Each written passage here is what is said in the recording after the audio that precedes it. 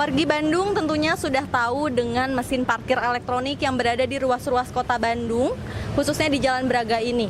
Mesin parkir elektronik sudah ada sejak tahun 2017 saat kepemimpinan Wali Kota Ridwan Kamil.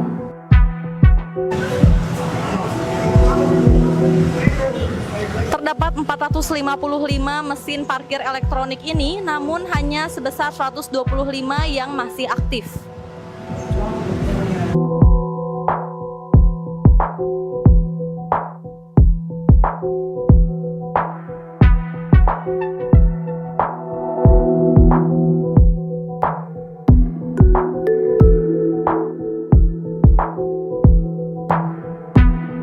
Sekitar 8 mesin aktif cuma kan nggak semua orang yang parkir punya e-tol atau punya e-money yang bisa berfungsi secara langsung. Kan ada beberapa kartu yang tidak bisa masuk juga ke mesin itu ke mesin parkirnya. Terus pengguna parkir motor juga kan kebanyakan nggak punya e-tol, hanya pengendara mobil aja, itu pun juga nggak semua. Kalau masalahnya kalau efektif nggak efektif, kurang efektif, dan nggak semua jenis kartu bisa ngetap di mesin parkir. Bayar cash, tapi tetap aturannya per jam 5.000. 1 jam pertama 5.000, 1 jam kemudiannya lagi 5.000. Kalau pemotor 1 jam pertama 3.000, 1 jam kemudiannya 3.000. Tapi kebanyakan kan kalau pemotor, kalau dihitung per jam, kebanyakan mah ngadat lah atau ngamuk gimana gitu kan, marah gitu kan, kok mahal amat, padahal dia nggak sadar parkirnya lama, nggak lihat aturan per jamnya. Ya makanya sering ditagih 5.000 itu karena dipletin aja. Kalau pemotor itu dipletin aja, bukan melanggar aturan sebetulnya mah, cuma ya menghindari cekcok lah ya.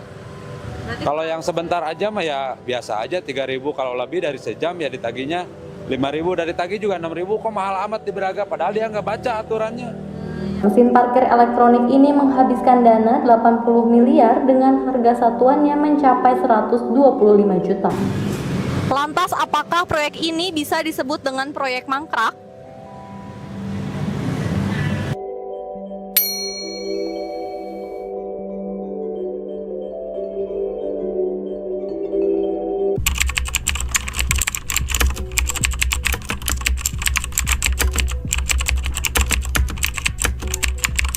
Bicara tentang pemanfaatan mesin parkir di Kota Bandung, ini sudah dimulai perencanaannya itu sejak tahun 2013 pada saat waktu itu wali kotanya Kota Bandung itu adalah Kang Emil Ridwan Kamil.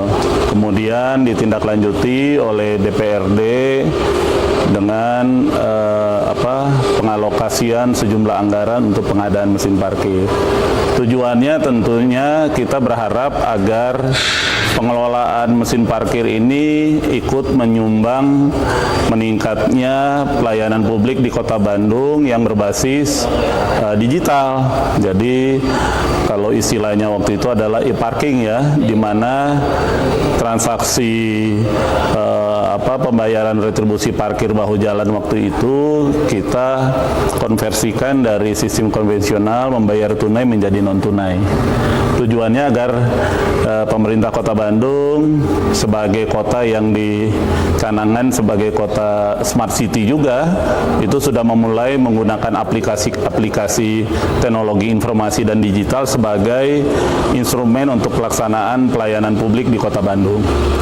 Sayangnya tentu dalam perkembangannya mesin parkir yang jumlahnya kurang lebih 400 unit dan disebar di berbagai ruas jalan di Kota Bandung ini, kurang lebih ada 140-an ruas jalan begitu ya, sesuai dengan jadwal lokasi-lokasi jalan yang diperbolehkan untuk parkir bahu jalan.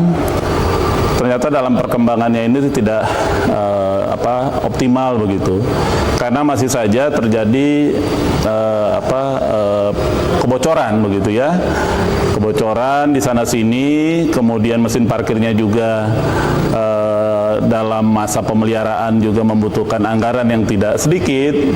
Kemudian operator mesin parkir ini atau jukir waktu itu juga mungkin belum dibekali oleh pengetahuan yang memadai, sehingga sebagian besar mesin parkir tersebut sekarang mangkrak alias rusak. Karena kita tahu mesin parkir ini kan yang mahal itu bukan hardware-nya, karena ini teknologi digital, IT, yang mahal itu software-nya. Mesin yang ada di dalam mesin parkir itu, yang kebetulan software-nya ini atau mesin parkir ini masih menggunakan teknologi luar negeri yang boleh dibilang hak patennya itu masih dipegang oleh pihak supplier begitu ya, dari luar negeri. Nah, ini juga faktor yang membuat mesin parkir, salah satu faktor yang mesin parkir tidak otomatis merubah target pendapatan, realisasi target pendapatan dari retribusi parkir bahu jalan ini meningkat. Karena tadi untuk mengaplikasikannya itu butuh sumber daya yang baik, yang terlatih begitu ya. Kemudian kembali lagi juga persoalannya atau budaya. Kita melihat bahwa budaya warga Kota Bandung khususnya yang menggunakan parkir bahu jalan begitu masih lebih suka begitu ya untuk lebih praktis membayar kepada jukir daripada dia datang ke mesin parkir kemudian dia mengetep kartunya begitu ya, sehingga terjadi transaksi non tunai di mesin parkir tersebut. Nah, inilah yang menurut saya perlu dievaluasi kembali agar jangan sampai aset Kota Bandung begitu ya, barang milik daerah dalam bentuk mesin parkir ini yang kita mengeluarkan anggaran yang cukup besar, kurang lebih 84 miliar pada saat itu, ini menjadi sia-sia, tidak termanfaatkan untuk peningkatan pelayanan publik Kota Bandung. Karena kami melihat dampak dari penggunaan mesin parkir tidak langsung mengurangi praktek-praktek pungutan liar di Kota Bandung kaitan dengan perparkiran. Ada beberapa lokasi yang sampai hari ini juga tarif parkirnya juga ditentukan sepihak oleh pengelola parkir, tidak merujuk pada peraturan daerah dan peraturan wali kota yang mengatur tentang tarif parkir bahu jalan. Nah, jadi memang betul ya, ini merupakan satu permasalahan yang urgent menurut saya, dan di akhir pemerintahan wali kota kemarin harusnya persoalan mesin parkir ini segera dituntaskan begitu ya. Masih banyak cara yang bisa kita gunakan agar pungutan retribusi parkir bahu jalan ini memberi kontribusi bagi peningkatan PAD Kota Bandung dari sektor retribusi.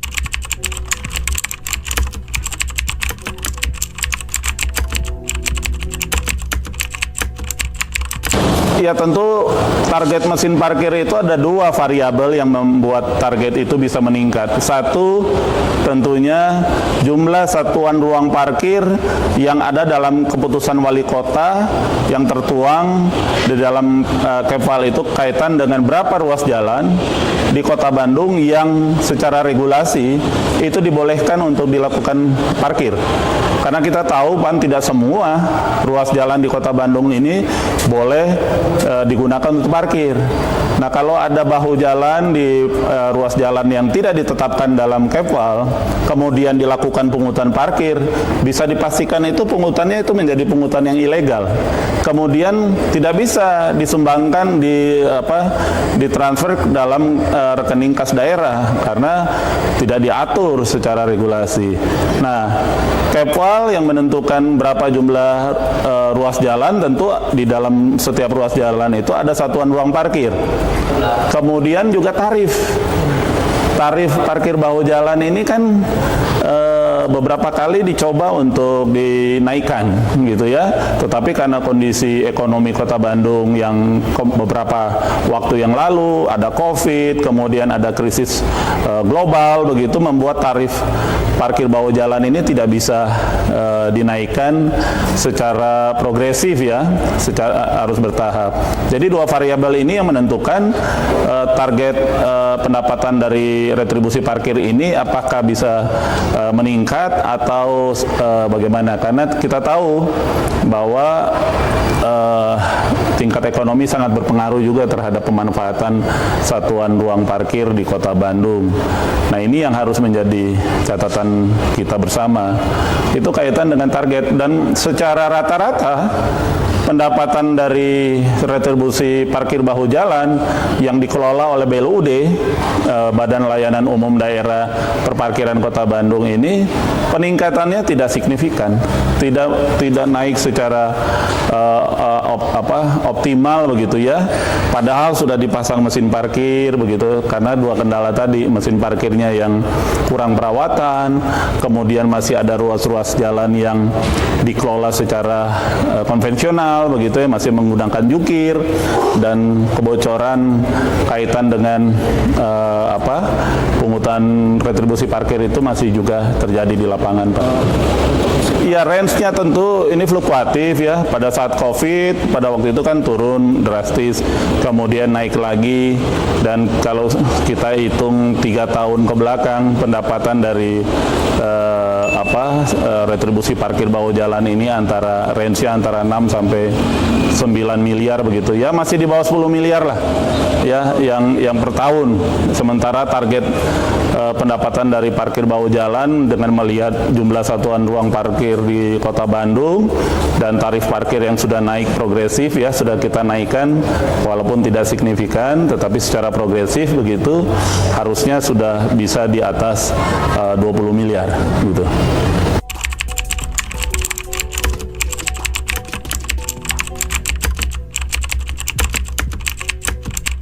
Ya, pertama, teknologi mesin parkir masih relevan, masih dibutuhkan, karena sekarang Kota Bandung sudah menjadi kota yang berbasis e-government kan ya. Kemudian kita juga sudah menjadi kota smart city ya, dengan level integrated begitu ya. Jadi aplikasi-aplikasi IT dan digital di Kota Bandung dalam pelayanan publik ini sekarang dalam masa fase untuk terintegrasi antara satu dengan yang lain. Tentu perlu membangun satu sistem big data, single data yang baik di Kota Bandung. Nah, kenapa menjadi dibutuhkan? Karena tentu sekarang transaksi apapun ya sudah merujuk pada transaksi non tunai. Nah, sekarang aplikasi terbaru dari aplikasi non tunai kan dengan sistem QRIS. Dulu kan kita non tunai itu by transfer, ya kan? Kemudian by debit pakai ATM gitu ya, non tunai. Sekarang ada m-banking, ya. Dan terakhir tentu yang terbaru sekarang dengan menggunakan QRIS. Nah, QRIS ini sangat praktis kan, jadi tidak menggunakan ATM, cukup dari handphone, kemudian nanti barcode-nya di-scan, kemudian transaksi bisa di-debit. Nah, persoalannya mesin parkir yang ada sekarang ini sifatnya kan statis. Dia ditempatkan di ruas jalan itu secara permanen. Sementara orang yang parkirnya cukup jauh dari lokasi titik mesin parkir itu, dia enggan untuk menghampiri mesin parkir. Karena dia mungkin persoalan waktu dan lain sebagainya. Jadi kalau kita perlu bermigrasi begitu ya, jadi dari teknologi mesin parkir statis, kita harus menuju menggunakan mesin parkir atau handheld yang bisa operator mesin parkir itu bisa menghampiri pengemudi, tetapi transaksinya tetap non tunai. Bukan berarti pengemudi dengan jukir bertemu kemudian itu terjadi transaksi tunai, tidak harus. Kalau kita menggunakan alat handheld atau EDC ya di bank yang elektronik begitu ya, kemudian barcode-nya di-scan, saya rasa transaksi non tunai bisa terjadi. Dan itu juga lebih praktis.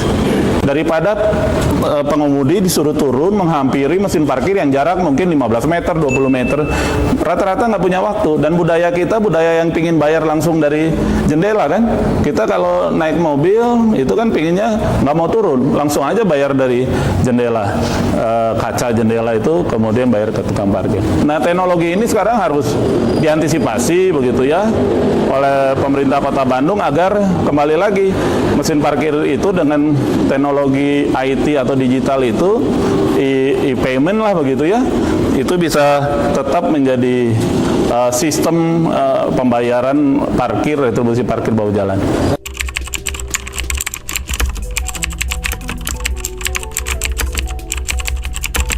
Upgrade, dan kita teknologi 2013 begitu ya, sekarang udah 2024 ya, berarti ada 11 tahun. Sementara kita tahu teknologi digital atau IT itu perkembangannya kan sangat cepat. Kadang-kadang 3 bulan, 6 bulan itu teknologi udah berubah. Nah, kalau kita hanya mengandalkan teknologi mesin parkir yang sekarang, menurut saya sudah ketinggalan zaman, dan perawatannya juga maintenance-nya sangat mahal biayanya.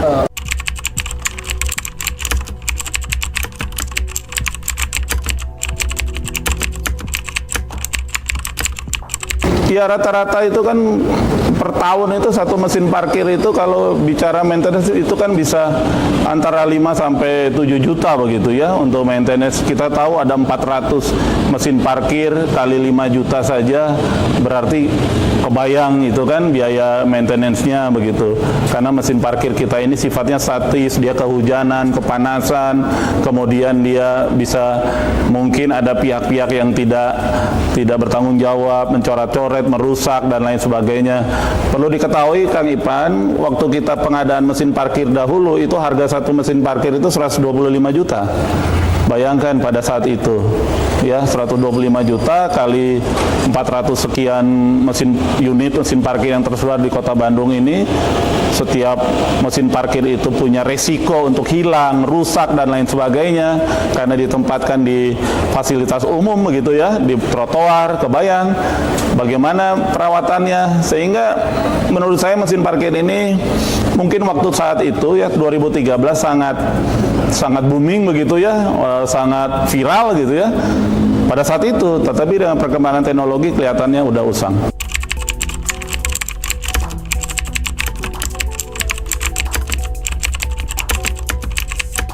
Ya betul. Jadi pertama, teknologi non tunai dengan berbasis aplikasi digital ini satu keniscayaan yang tidak bisa dihindari.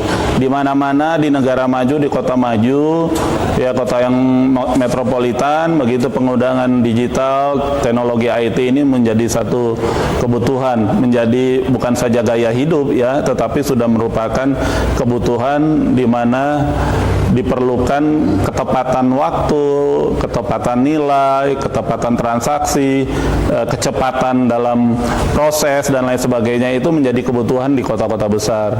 Nah, sekarang kita melihat dengan keberadaan mesin parkir yang sudah cukup lama usianya, di atas 10 tahun berarti ya, tentu sudah ada evaluasi untuk pemanfaatannya.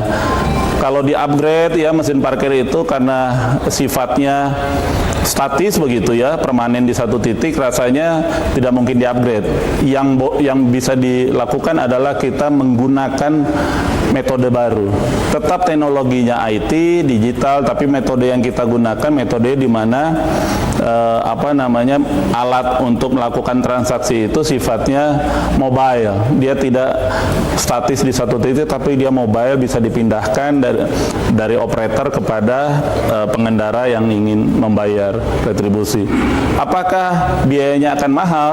Menurut saya kembali lagi, kalau bicara hardware sebenarnya itu nggak terlalu mahal, tapi kalau bicara software itu tentu perlu investasi di sana untuk software. Tapi kita tahu lah software itu kan cenderung untuk gampang di develop ya, sehingga tidak ada salahnya pemerintah Kota Bandung, khususnya nanti nih kepala daerah yang baru sudah harus memikirkan bahwa mesin parkir yang lama ini harus segera dialihfungsikan begitu ya, direlokasi lah begitu, mungkin ke tempat-tempat zona pinggiran kota atau di kantor-kantor pemerintahan, sarana olahraga, rumah sakit atau daerah tempat-tempat lain ya yang ada parkir khususnya gitu ya, apakah di basement, di area khusus parkir, nggak ada masalah.